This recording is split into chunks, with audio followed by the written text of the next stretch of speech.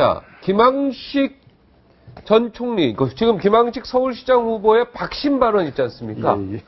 이거 어떻게 해야 됩니까? 이걸 또 이제 이해운 후보 같은 경우는 박근혜 대통령을 지금 뭐 탄핵시키려고 이런 발언을 하는 거냐? 뭐 이렇게까지 얘기가 나오니까 이건 뭐 여당 쪽에서도 어찌됐든 하야시키라는 건 아니지만 이게 탄핵 얘기가 단어가 나왔다는 얘기예요, 이게. 탄핵 사안이. 이게 왜 이게 헛발 이게 내가 볼 때는 우리가 그 헛발질이라 그러나요? 뭐 이런 거 아닌가 이런 생각이 자꾸 드는데. 지금 예. 방금 말씀하신 김용옥과 전 같은 맥락 같아요. 이게 지금 그렇게 사야하라는 얘기와 더불어서 이해운 최고께서 탄핵되는 것을 탄핵 모르느냐 이렇게 얘기 얘기해버리니까. 예.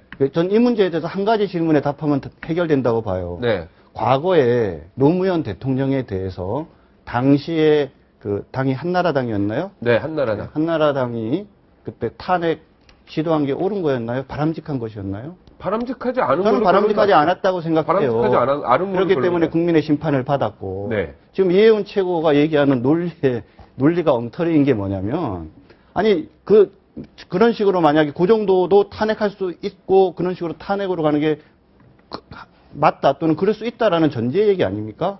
지금 한 저 정도 얘기는 기본적으로 탄핵 수준에 간 얘기는 아니기 때문에 자극적인 얘기를 하는 건 너무 가혹. 네, 선거에 문제가 개입하면 있고요. 탄핵하는 거 모르느냐 이 얘기는. 그렇죠. 그 정도 얘기를 네. 해야죠. 근데 이제 김항식 후보 입장에서는 그렇게 알고 있다, 권유한 걸로 알고 있다라고 딱 이야기를 했지 않습니까? 요거는 이제 제가 출마해본 입장에서 개인적인 좀 의견을 말씀드리면 최근에 네. 우리 동네에서도 이제 시의원, 구의원, 구청장 나와요. 네. 그분들이 다 요번에 정해지기 전에 뭐라고 다니시냐면 아이, 우리 당협위원장이 다 자기 지지한다 그래요. 이미 다 얘기됐다라고도 이야기하고. 어떻게 보면은 후보자가 그 정도 얘기를 하는 거는 어떻게 보면 권리라고 저는 생각을 하고요.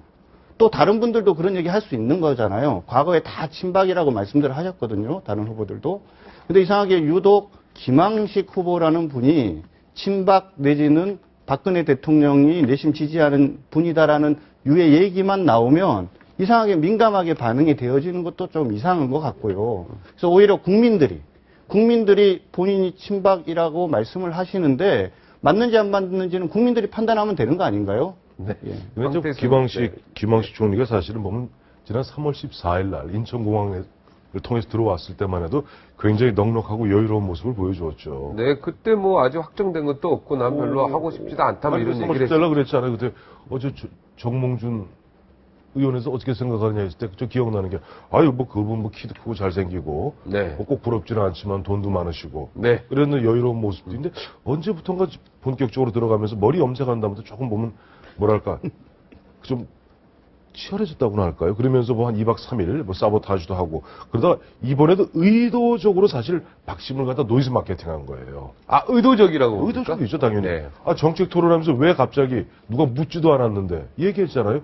내 주변 사람들에 보면 박근혜 대통령의 성공을 바라는 사람들이 많고 박근혜 대통령이 나의 출마를 권유한 것으로 한다. 그것은 법률적으로 따지면 상당히 보면 애매모호한 화법을 갖다 하고 그 문제가 되니 그 다음부터 또 자필 편지를 썼죠.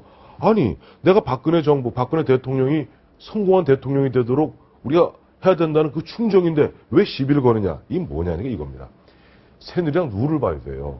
지금 김항식 예비후보 입장에서는 생각만큼 못 따라붙지 않습니까? 지금 여론조사상은 정몽준 후보의 예비후보에. 그러다 보니까 마지막 뭐랄까 벼랑 끝 전술? 벼랑 끝 전술을 아니, 쓴 거예요. 저는 그렇게 안 보는데 아니, 김항식 총리가 총리 청문회 할 때도요. 아니 얘기 들어보세요. 이 네. 얘기 들어보시게 해야 돼요. 왜냐까 새누리당은 2332예요.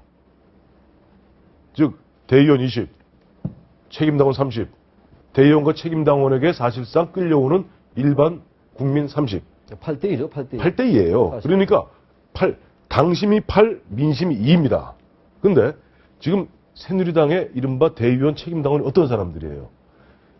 짧게는 20년, 길게는 30년 한나라당 때 한 사람들이에요. 그 전부터.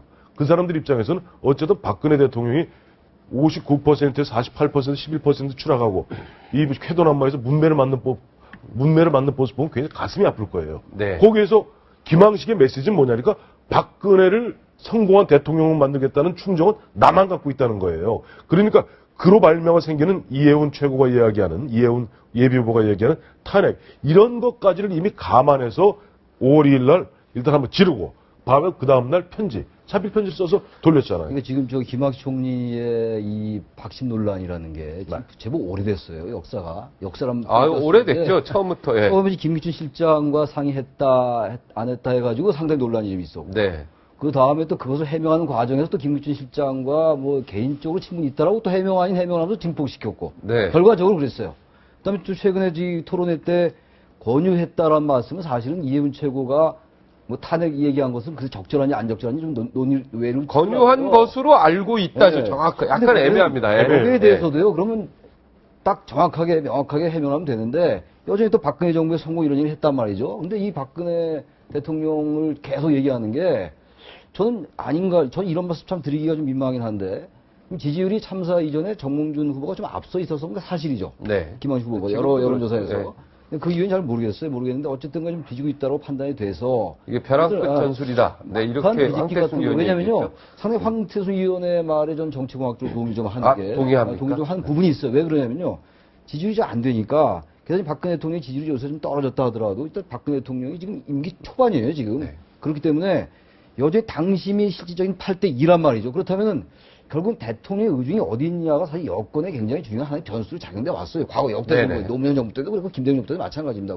그렇기 때문에 그런 것들을 박심 마케팅, 노이즈 마케팅 이런 것들로 오해받을 행동을 하고 있는 거 아닙니까? 벌써 제가 아까 그 전제가 뭐였어요? 상당히 오래됐다라는 말씀드렸죠. 뭐 오래됐으면 그게 논란이 되면 당연히 그만둬야죠. 네, 청문회 하실 때, 총리 네. 청문회 할 때도 김한식 총리가 나를 추천한 사람은 민주당 의원들이 이제 공격할 거 아닙니까? 이명박 대통령 때. 나를 추천한 사람은 민주당의 박지원 대표로 알고 있다. 이렇게 해서 그건 민주당 글쎄, 의원들이 맞는 내 말씀인데 추천을 더 이상 공격을 할 수가 맥락은 없었어요. 좀 예. 다른 게 이게 경선 아닙니까? 이게 그때도 솔직하게 얘기하고 진짜 추천한 사람이 박지원 의원이 맞았고요. 저는 항상 주장하는 게요.